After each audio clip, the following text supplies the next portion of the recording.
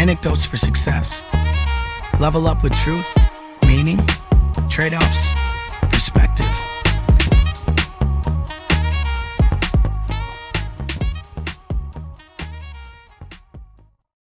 Good. Tonight we have Josh Wilson on, and I can't wait for everybody to hear his story. Josh, how are you?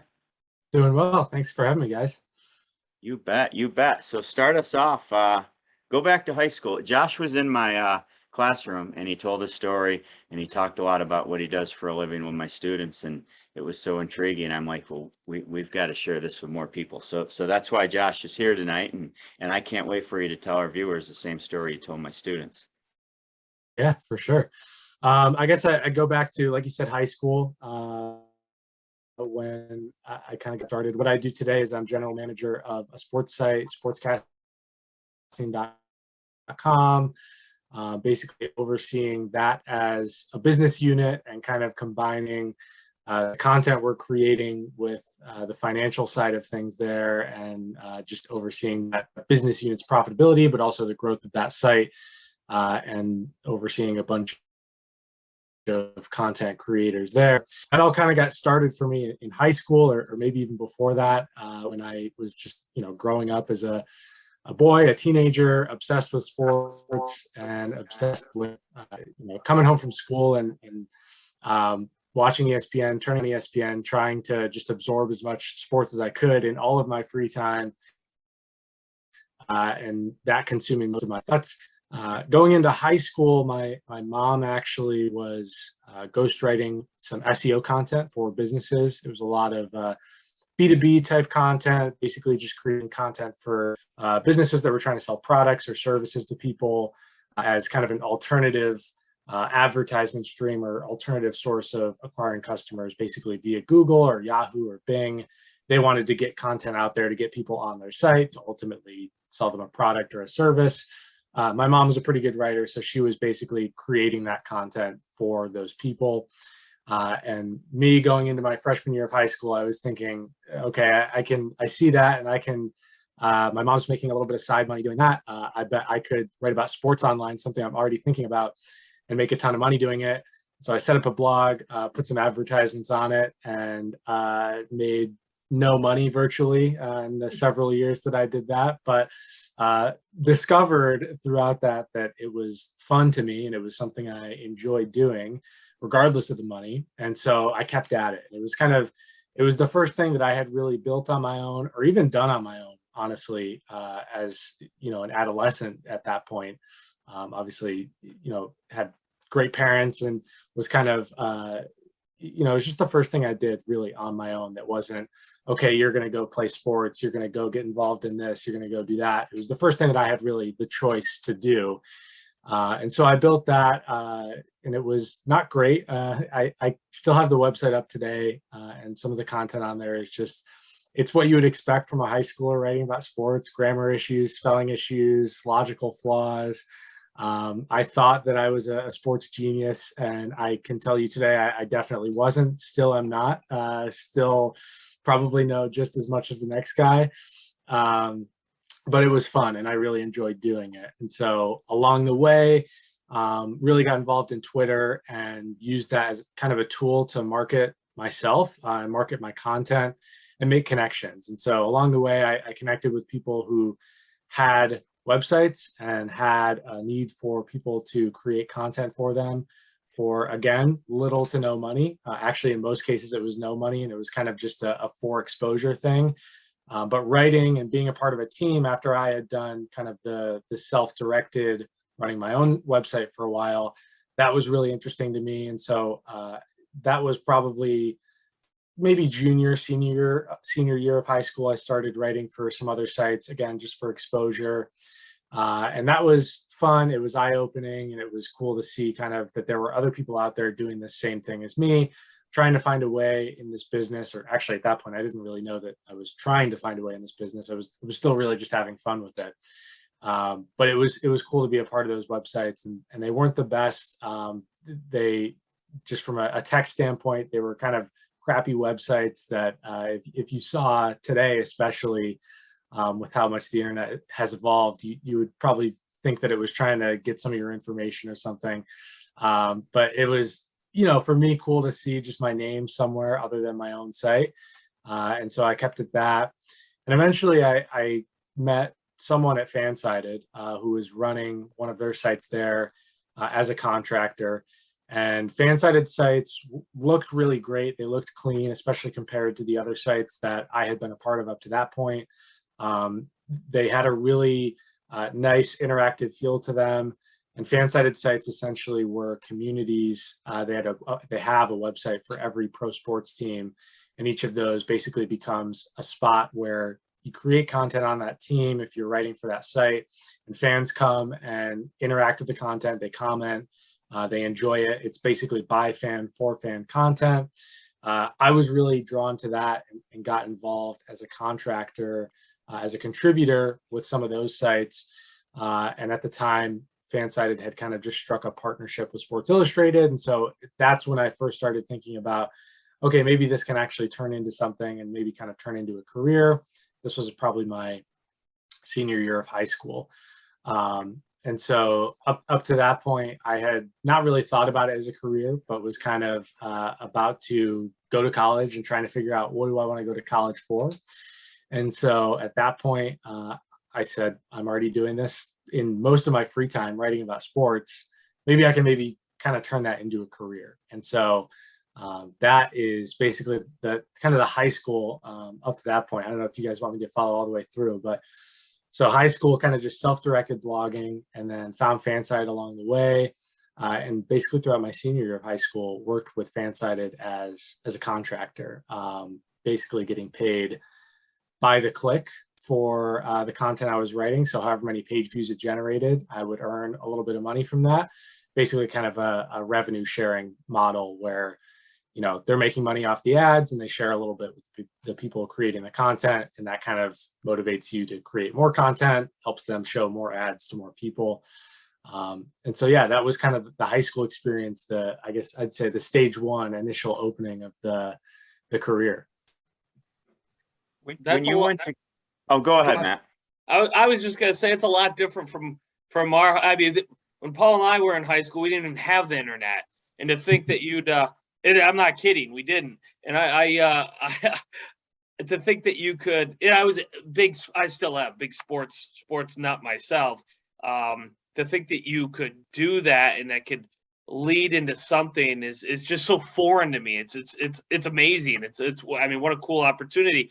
Did you look at yourself as trying to be a content creator, a journalist, a business person? I mean, what was going on? And then where, I know you're going to get into college, but where did that lead you into a college kind of career? Yeah, I would say going in, I didn't really have too many preconceived notions or thoughts about what I wanted to do, especially at the start. I was kind of just doing it. Along the way, I think I built up this picture in my mind, just watching so much ESPN, thinking, okay, one of these days I want to host Sports Center or something like that, or I want to be, Monday Night Football sideline reporter or analyst or something like that. And so I really, in the early stages when I started to build up a picture, was seeing myself as, I guess, a sports personality. And eventually I realized I'm pretty introverted for the most part, and the TV side of thing especially would definitely not have been for me. And the writing was a time for me to really sit down and as an introvert, that's a great medium to kind of share your thoughts and your opinion, especially on sports. You have time to develop your argument. I've been on, this is a little bit easier, but I've been on some sports podcasts, and those are difficult for me because I'm not really think on the fly type of person. I like to sit down, look at the numbers, look at the stats, and then have a chance to kind of, write about it. So that's kind of how I was thinking about it at the time. Obviously, I said at the jump, like I'm a general manager now of a sports site. So my path has changed, several different directions from that since then. And I think that came from just being open to different opportunities along the way and seeing what skills could kind of translate and transfer over. But going into college, I looked at mostly journalism programs because I saw that as basically my lane into the industry. And, if I could get a journalism degree, I could approach the ESPNs of the world, the Sports Illustrateds of the world, and figure something out from there, or a newspaper or digital. I know you guys said the internet didn't exist when you were in high school, but I feel like even looking back at when I was starting off writing, it was different. It was still very different at that time, and it's rapidly changed, and it's still rapidly changed. It's one of the things about the sports media industry now, and really media in general. It's so transient, and things just move up and down all the time. But yeah, going into college, it was all journalism for me. Okay. Paul, I'm sorry. I know you had a question. Go ahead. So I wanted you to touch base. So you went to college and you wrote for an NBA team while you were down in college. Is that what attracted you to that university, or was it just coincidence? Yeah. I can't remember. So I applied to a bunch of different schools that were known for journalism. So Penn State was where I had wanted to go since probably I was a freshman in high school. Didn't get into main campus, got into Altoona on a 2+2 deal where you go 2 years to Altoona, 2 years to main campus. I thought that sounded like bogus. And so I didn't do that, and kind of grew infatuated with Temple and Philadelphia. And I got into Temple, and they have a pretty good journalism program. So I made my way down there for my first semester of undergrad. And along the same time, I had been doing this thing with Fansided, working as a contributor. An opportunity came up to run their Philadelphia 76ers site. And that was when they were terrible, when they were going through the rebuilding process. So my first year covering them was the year they went 10-72. And that was, it was interesting, but it was a lot of fun to cover that team, a lot more fun than you would think covering such a losing team, because they were genuinely fun players, and it was crazy stories all the time with that team that, you'd never imagine would actually happen in the world of sports. And so that just worked out really nicely to where I was moving to Philadelphia as an 18-year-old, hoping to get really engaged with this city. And there was this opportunity to basically get super familiar with the sports team and write about them on a daily basis. And it helped a little bit to be, proximate to the games that were happening, to be able to go to them time to time. We didn't do too much in-person coverage at Fansided, but I would make my way down to games. And it was pretty cool because the team, generally respected what we were doing as a fan site then, and appreciated kind of the fan experience that we were creating and how we were adding to that, especially as they were not winning games. So Scott O'Neill, the CEO of the Sixers at the time, would read some of our work and comment on it occasionally. And he was nice. He was a great guy. He took the time to speak with me at a couple games he knew I was at. And that was really cool. So yeah, I spent just one semester at Temple before I transferred, but I struggled socially there for the most part. I did fine academically and really enjoyed the city, but it was a huge school, 15,000 kids or something like that, maybe more even. And it was really easy to just get lost in the crowd and kind of not find your way there. And so, that kind of stunk. I went in with a lot of certainty over that being the place for me, that being the place I was going to carve my career out, do the journalism thing, be in this massive media market, have all these connections. And then I kind of had to face the music and say, this place is pretty expensive as an out-of-state student, and I'm also, feeling terrible about it here. So kind of came back, went to community college for a semester, and recalibrated from there. But that was how the Sixers coverage kind of came up, and it was almost simultaneous, but I think it went, accepted Temple, put my deposit in there, and then a couple months later, the Sixers opportunity came up. You said they actually, maybe it's the coverage. They were entertaining, you said, and they actually drew some fans when they were terrible. Yeah, it was, if you went to those games, like they put on a good show, like they were fun. If you appreciated basketball and appreciated especially the story behind some of those players, like Pierre Jackson, Tony Roten Jr., Isaiah Cannon, guys who are all at this point out of the league, But they were just a lot of fun, and you kind of had this like this feel, if you followed that team closely, even as they were bad, like some of these guys could be really good. And so when you go to the game, you're looking at it from the perspective of these guys have an awesome story and an opportunity to like really scrap toward an NBA career. And then you look at guys like TJ McConnell, who's basically for like 3 consecutive seasons with the Sixers only made the Sixers roster pretty much because of injuries or happenstance or some other circumstance that he just lucked onto the roster and kind of scrapped his way on there. Not to say he didn't deserve it, because he absolutely did. It was just a matter of, so many roster spots, but somebody would get injured and he would make the team. Every year it was kind of like, TJ's probably not going to make the team. That really stinks. He would make the roster somehow. And now at this point, he secured now I think 2 contracts with the Indiana Pacers, pretty lucrative contracts, and is, a decent, I don't think he starts, but he's a decent backup point guard for them. Still as scrappy as he was back in Philly, still diving after loose balls, only like 6'1", 6'2", but he's like got the energy of a 10-foot tall guy. And then you also have like Dario Saric, who plays for the Suns now. And they went to the finals this past year, and he's carved out a career for himself too.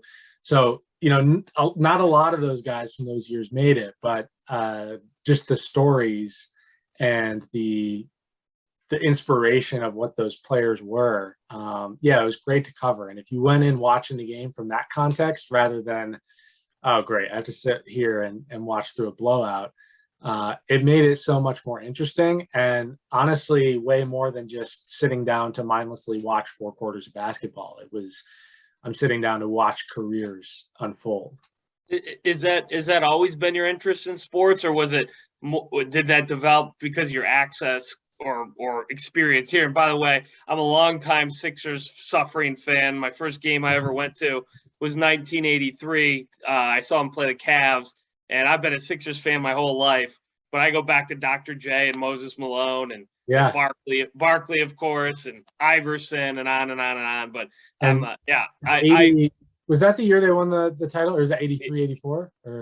83, I believe. I was like 8. And yes, I believe that was a year. I mean, I remember bits and pieces of the game. I think it was like Moses Malone's birthday the time we went. But I think Mo Cheeks was on that team, of course, and it was they were good. Sixers were great back then, as you probably well know. But did you always kind of get into the human interest side of this, or did that develop? I think it developed. From the jump, I was definitely more, just about the games, just about, what was happening within the lines. And then as you start to look for stories, especially as a content creator, I think you dig a little bit deeper and you kind of understand like more about the players and what goes on for them, off the court, and the story behind, how they made it to where they are too. I would say, it's definitely the storytelling that kind of inspired that, and looking for those stories, because that I think is what was most interesting. Even if you weren't doing a story about, TJ McConnell's rise to finding an NBA spot, just knowing that context helps you, I think, create a more complete picture, even if you are just writing about, his game in general. Those anecdotes can be really compelling. Well, one of the things that I'm hearing from you as we're talking, and I want to point it out because it gets brought to my attention often. I especially when I deal with some younger people, everyone wants kind of like the quick fix. How do I get to where I want to be as soon as possible? Mm-hmm. And one of the things that I have been trying to say is, look, in this, your story is very indicative of it.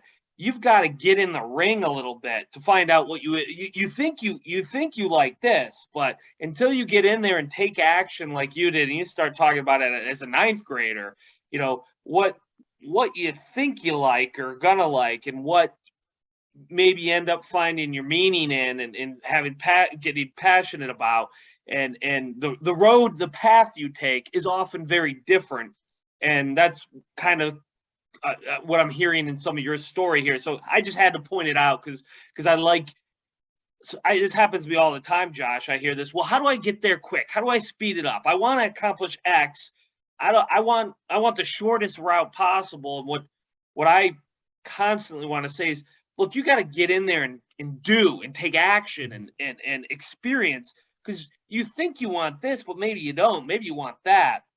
And there's only one way to tell. You got to get in there and do it. And a lot of your story so far has reminded me of that. Hey, I liked this, but man, now this human interest side's important, or whatever it happens to be. Yeah. So that's why I wanted to take a moment to point it out, because I think it's important that people recognize that's how these things work often. Yeah, and I mean, one of the things I said to Paul's class was that I kind of feel like I failed in along the way, and that I look back and wish I appreciate a little bit more was, so before this job I'm at now, I was editorial director of the NBA division at Fansided. And as I was running the Sixer Sense, and I ran the Sixer Sense throughout my first 2 years of undergrad, and then I was able to step into a full-time role at Fansided while I was completing my undergrad degree, my senior year. And that was kind of in an operations role, not really something I wanted as my final step. I really wanted the editorial director role, and I was able to get that pretty much as I was graduating from college. And, that was great. I wouldn't change anything about that. But that was pretty early to get what I perceived as my dream job, coming right out of college. You don't want to hit that and plateau, of course you can get better within a role, but, so that was just a realization for me, especially after the first year in that role, when you kind of go through a lot of that first year learning. What was really great about that process was everything leading up to it. And I was, I did put the work in. I absolutely believe that, but just looking back on it, it was kind of like, I kind of wish I appreciated those years of maybe making not so much money, grinding away at trying to hone my craft, and going through that process of getting better, getting prepared for the editorial director role, because that actually sometimes feels better than when you actually get the thing that you're going after. It isn't always that you get it and, okay, life's great. It doesn't work out like that, I don't think, most of the time. No, I agree. And it's so cliche. You talk about the journey and there's so much value in the journey and the process. Speaking of the Sixers, the process and all that kind of stuff. But then you do, and I've had this experience, and I'm sure Paul has, and many people listening have, the goals here, and that's all, you think once you get there, that's where you're happy, whatever that means. But you do get there, and then you tend to look back and go, oh, it was really in that grind and in the process and in the ups and downs of it that really I found most of the meaning and the value in it. That said, what you were doing was a very much open to anyone, right? I mean, anybody could have gotten it. Anyone, and still can, from what I understand, can get involved in that. Yeah. How that to me means it must be quite competitive. How did you stand out? How did you make it? How did you stand out? Yeah, it is competitive. It's really cutthroat, and I think the industry being.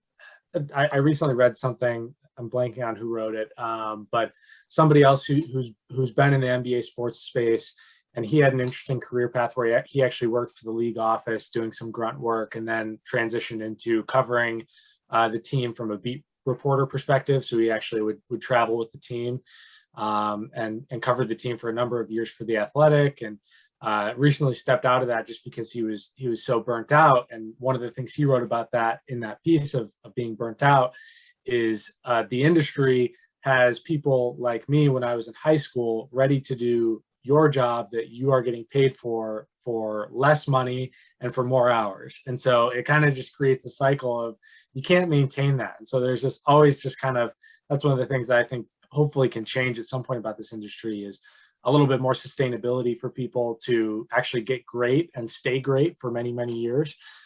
Because you previously have had that with columnist roles at newspapers or magazines, but as those things kind of go away, and digital is the big winner, I want to see some people for sure stay in it. I don't think I've seen anyone, myself included, stay in it for all that long.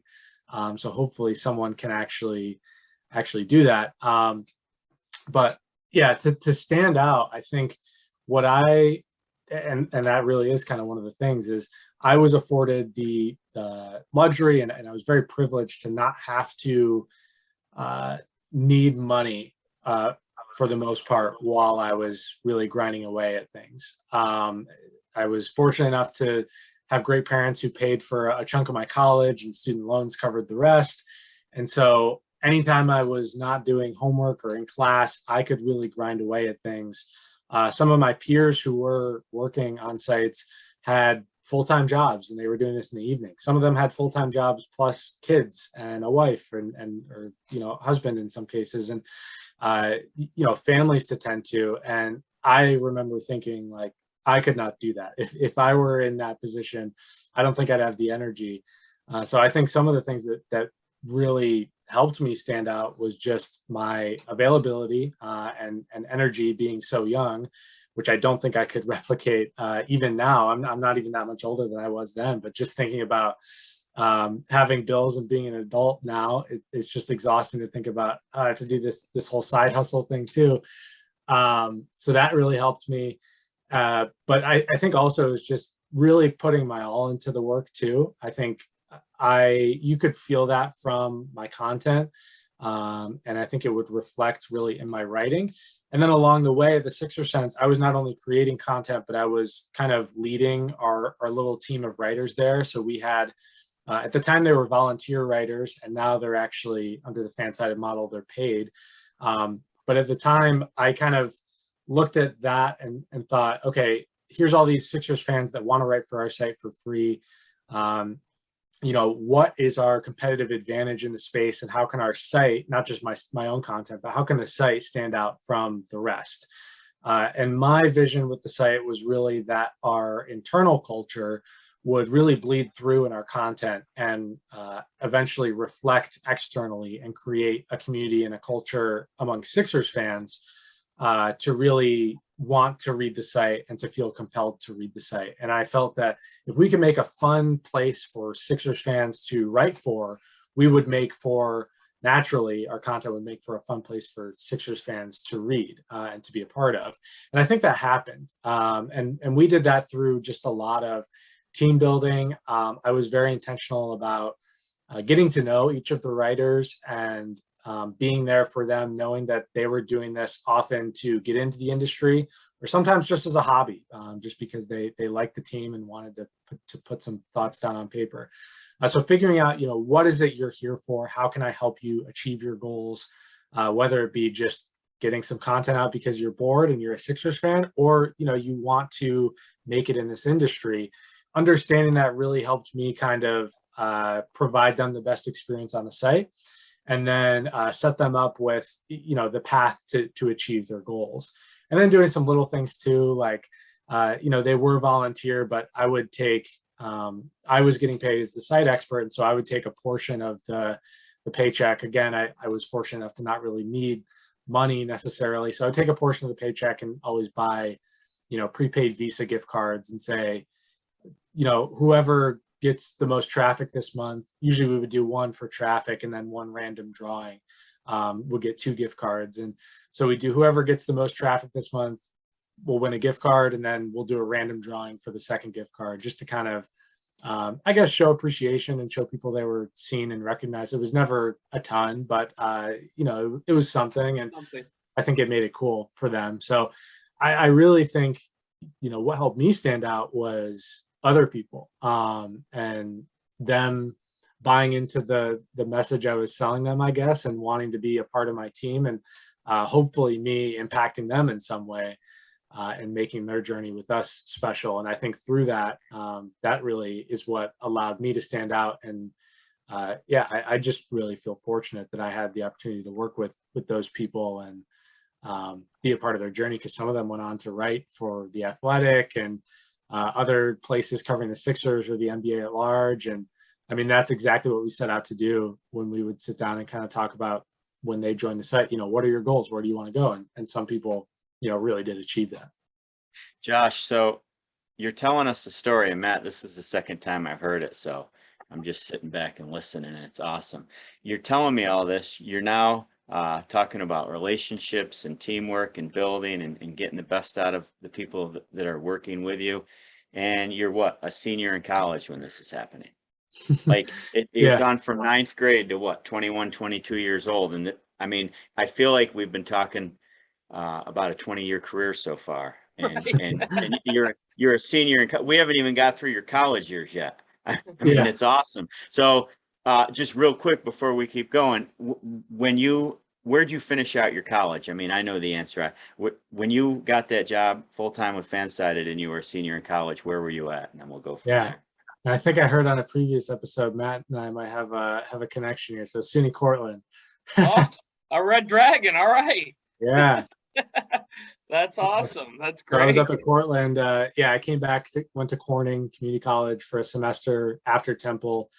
Figured out, just chipping away at credits while I figured out what I was going to do next. And Cortland was a big part of Temple was homesickness. So being from Elmira, hour and a half up to Cortland was easy, doable, far enough away that it felt like I could have my own space, but close enough that I could come home and get some cooking from mom when I wanted to. Say so that's how it worked for me too. I enjoyed being just far enough to have my own space, but just close enough to be able to get home and get a hug from mom and dad.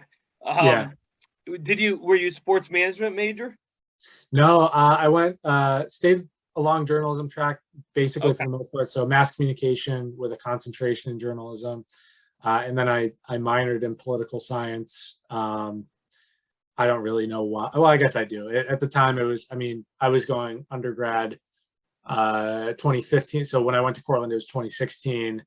We all know what happened then, and politics were I felt very engaged, and so I took a couple political science classes. And these days, I don't care quite as much. But at the time, I was a little bit more engaged on that front, and was even toying around at the time. Maybe I'll work for a campaign or something at the end of this. I see. I would never do that at this point, but it was a thought for sports is a lot more enjoyable. Yeah, for the most part. Yeah. So when you graduated, now you graduate Cortland and you're working full time for Fansided. Yeah. So my senior year at Cortland, I was able to work full time for Fansided throughout there. Close of my first year at Cortland. I finished my undergrad in 3 years. Thanks to some credits I had from high school and stuff like that, ACE classes that I was able to bring with. And so going into my last year at Cortland, last year of undergrad, opportunity came up to work full-time for Fansided in their operations department. They get applications, probably like 30 to 50 a day at least, of people who want to join the network as contractors, right, for one of the 300 team sites. Somebody has to take each of those applications, look at it, file it, and then if they're going to potentially bring them onto the network, facilitate their onboarding process. And so that was me for a year. While I was doing classes, I was lucky enough to be able to kind of set my schedule for the most part and work my work schedule around my school schedule, and had some great people who were understanding as I was finishing that up, and trusting too that I was going to be able to work 40 hours a week and also do a full-time course load. So that was a great experience. I made some amazing connections with people that I consider lifelong friends that I worked with at Fansided for many years after that, and were just really amazing people. So I did that my entire last year at Cortland, and then graduated in 2018, May of 2018.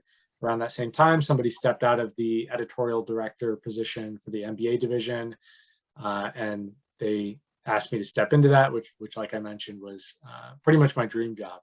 And that one was basically overseeing the Sixer Sense, the site I was running, as well as the other 29 MBA sites, actually 30, because we had one general MBA site too, and providing support to the site experts running those sites from an SEO standpoint, a content standpoint, content strategy standpoint, social media standpoint, team management and team building standpoint, And the way I saw it really was just kind of taking what I learned at the Sixer Sense and the pretty brief amount of time that I was there. Although, like you mentioned, Paul, it seems like it was longer just because of how rapidly I was able to pick up skills there, just because of how, I mean, it's a role that you get what you put into it, and I feel like I put into it, so I was able to learn a lot in those few years.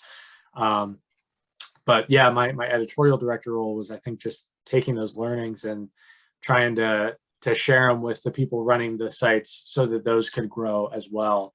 And that was a great privilege. So I did that for a number of years up until really just a couple months ago, and or really a month ago when I started this new position. I'm pretty new, fresh into the new one, and that role afforded me the opportunity to move to Chicago as well. Fanside had an office in Chicago, and I could have stayed remote. The role started off remote, but I was 21 at the time and wanted to see a new city, live in a new city, experience a new place, and also get more familiar with some of the people I was working with, and was able to work out of Chicago for about 2 years or so. And yeah, that was just a great experience. So What brought you back? Was it the pandemic? Yeah, it was mostly COVID.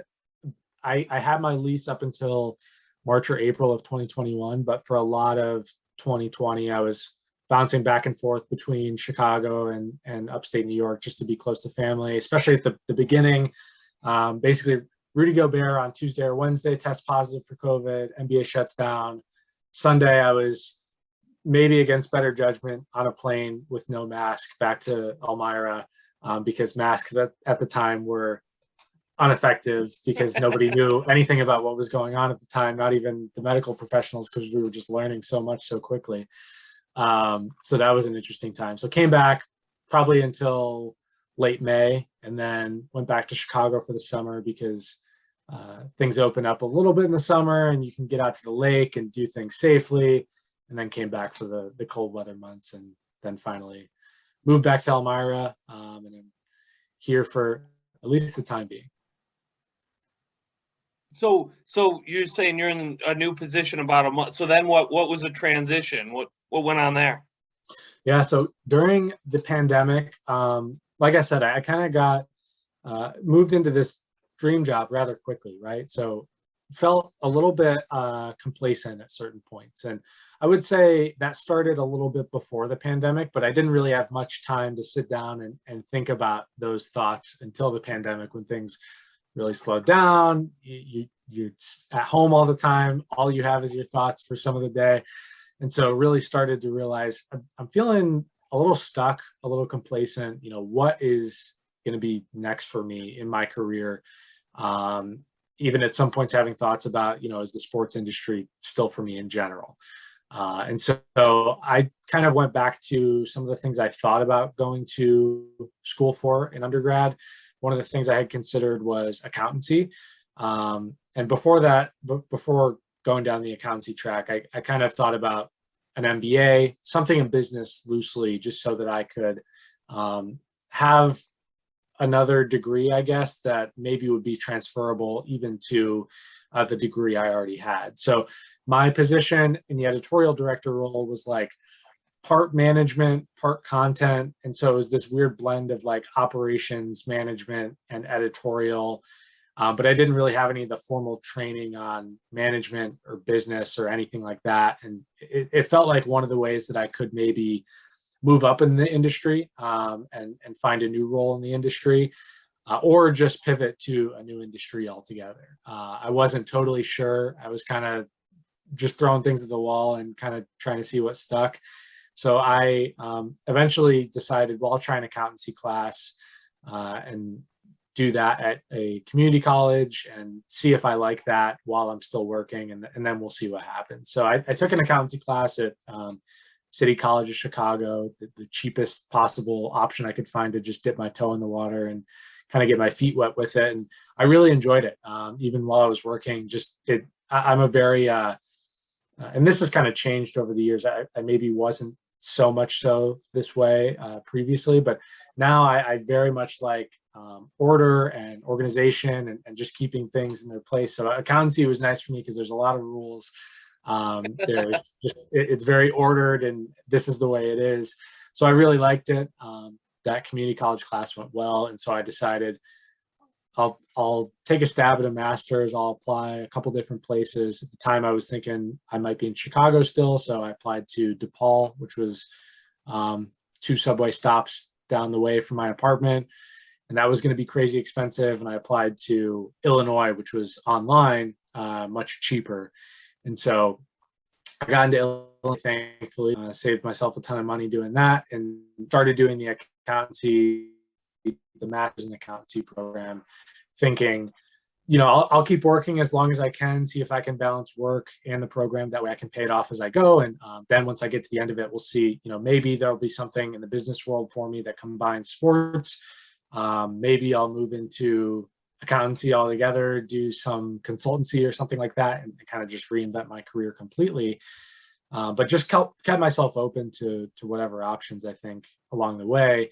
And then this opportunity came up to be general manager at Sportscasting, and kind of nicely combined, I would say, those 2 things, the business side of things and the editorial sports side of things, which was really exactly what I was hoping might come from getting that degree. Yeah. I thought that it would be much later once I actually had the degree in hand. So yes, super thankful that the opportunity came up a lot quicker than I thought, and allows me to kind of use the learnings from the classroom on a more immediate basis. And it's been interesting. Even talked to Paul's class just 2 weeks ago, and I was very fresh in the role at that time. And now, just a couple weeks later, it's cool to think about where I was even then and what I know now, because a new role is always challenging and overwhelming in some ways. And now I can say it's just been really a cool role and a cool opportunity to see some of the same things that I'd seen throughout my short career to this point, but in a much different light.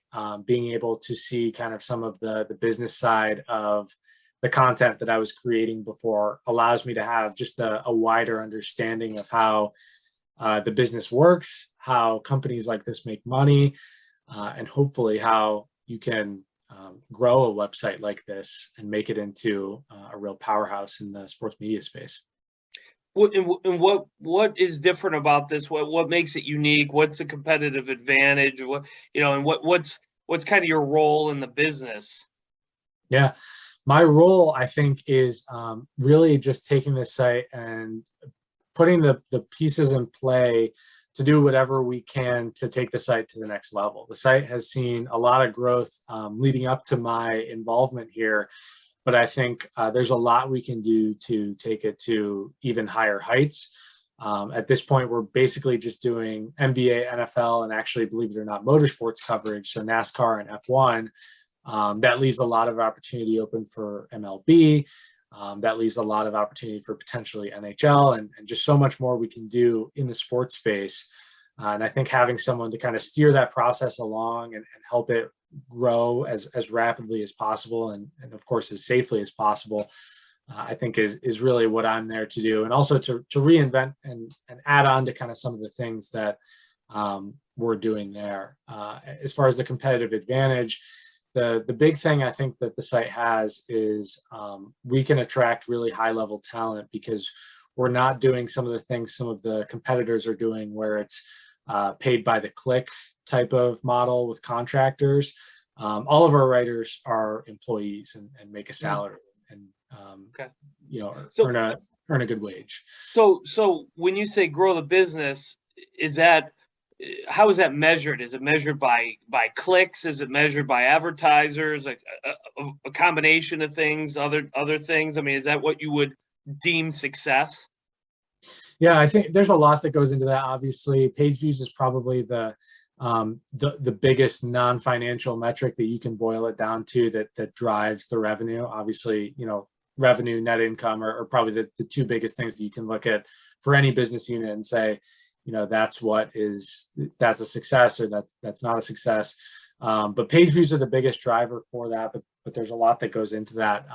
Sure. One page view is not the same as another page view in some ways. So wherever the traffic originates from, whether it be, Facebook or Google, all of that is weighted very differently by advertisers who are paying for slots on the site. And so, yeah, it's a very nuanced business, but growing the site, I think, is, it has a lot to do with the traffic, the volume of traffic, and also where we're getting that traffic from. So I think one of the things that we can really maybe do a little bit better and kind of grow is the interactivity with our audience, and basically pushing our content to our audience a little bit more directly. So right now, a lot of our traffic is through different streams like social media and Google. If you can interact with your audience a little bit more directly, maybe through email newsletters or things like that, you can acquire a little bit more data on your users and use that to bring that to advertisers and use that data in a number of different ways, and also cater your content better toward your readers as well, so that you're giving them the stuff that they that they want. Interesting. It's amazing, since the time we were young, Matt, how the digital world, which we didn't even really know was going to exist, has really overpowered print, right, Josh? I mean, these sites, even the successful sites, are there more sites that pop up? Like, is there a lot of new competition trying to come in? Like, is that always a concern? Yeah, there's new sites all the time, and it's a constantly changing landscape from a business perspective because of those new sites. And some of them are independent and created just kind of on a whim by really hungry creators, which is awesome. Some of them actually come with some type of funding and can really make some immediate splashes in the game, and kind of threaten the existing guard, so to speak. So yeah, new sites are coming in all the time. There are changes where sometimes sites consolidate with other sites, and then you kind of have a wielding of a bigger sword, so to speak, there. And so it's changing all the time. You have to be aware of kind of how those things are changing. And I think, obviously that's a big part of my role now, is just understanding what other competitors are doing in the space differently from us, how we're kind of countering that, and how we're staying relevant and active in the space. But it changes constantly. And yeah, the digital stuff is, print is pretty much dead in the coffin at this point. Do some of your employees, are they people that have had websites that you basically notice the talent and grab them, or do they come from all types of places? Or definitely all types of places. Some people have done that. We have some people who worked for Bleacher Report in the early days when that was really taking off. Some people who have worked in newspapers and kind of reinvented themselves as they saw digital taking over, which was definitely smart on their part.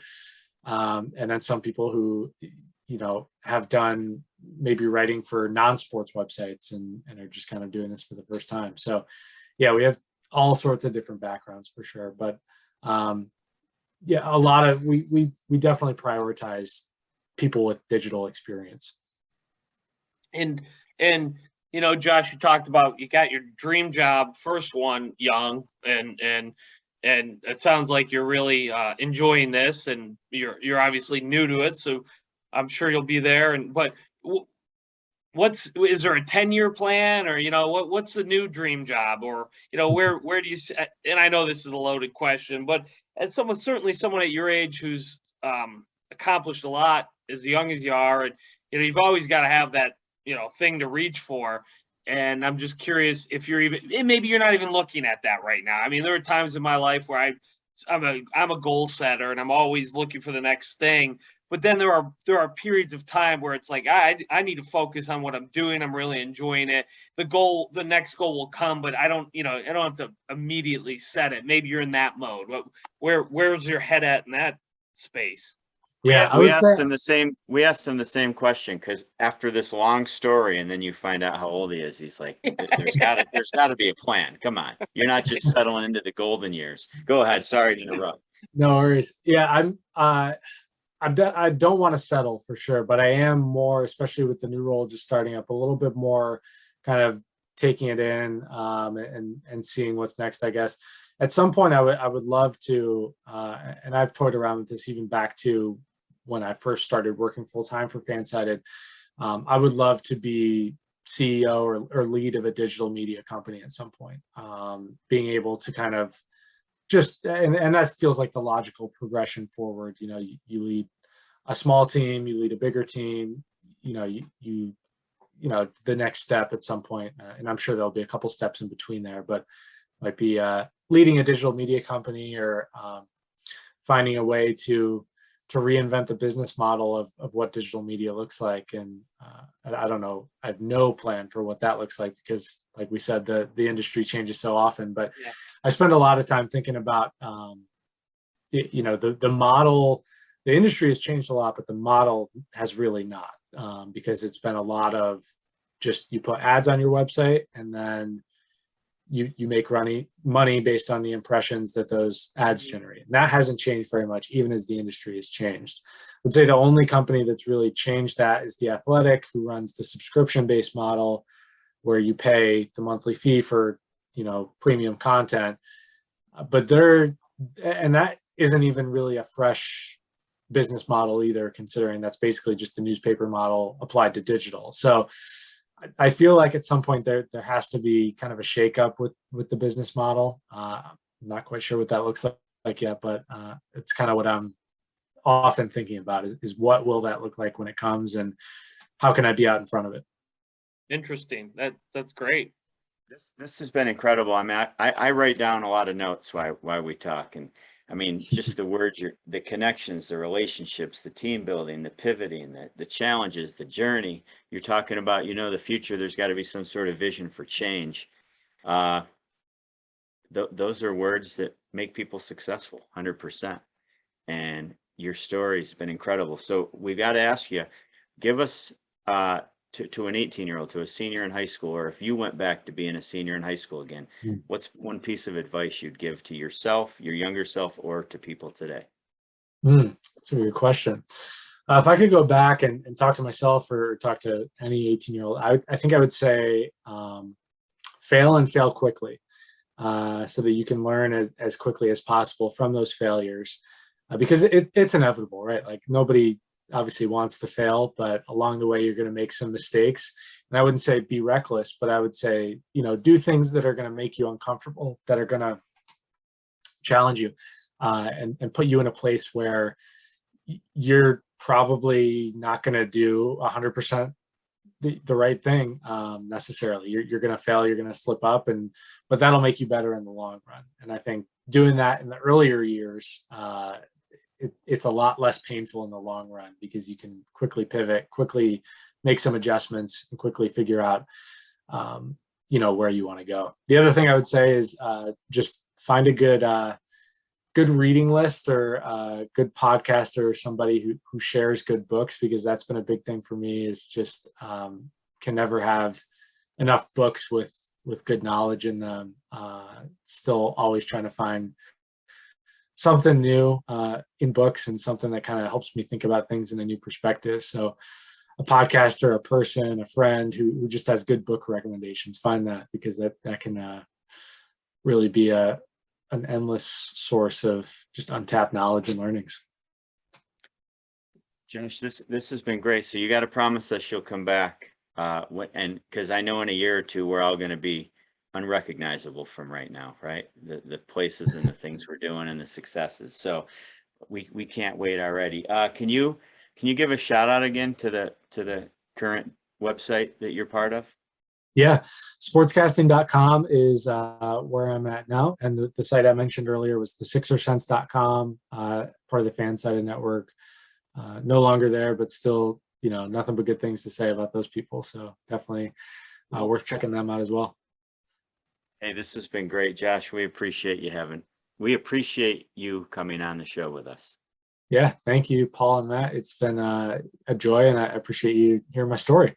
Yeah, man. Thanks a lot for your time. It's great. Hey, until next time.